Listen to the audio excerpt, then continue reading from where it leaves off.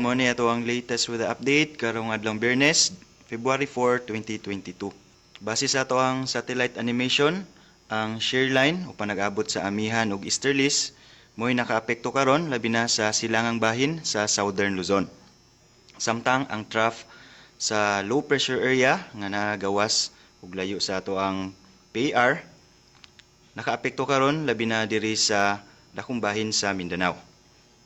Ug sa ato ang forecast, nagpabiling ubos ang tsansa na ini nga mamahimong bagyo ug posibleng mahilis ra sa mosunod nga 24 oras. Wala po tayo gipaabot nga laing daotang panahon, LPA o bagyo, sa mosunod nga 3 o 5 ka adlaw.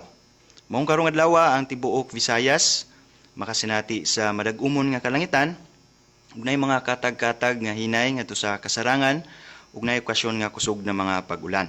Maong magbantay ta sa mga kalit na mga pagbaha ug pagdahili sa yuta, labi na kung magpabili ning kasarangan ngadto na sa kusog nga mga pag-ulan. Para sa dugang updates, bisita atong official website ug mao na ato ang latest gikan diri sa buhatan sa Pag-asa Mactan, Visayas DOST. Kini si Joseph Merlas, maayong adlaw.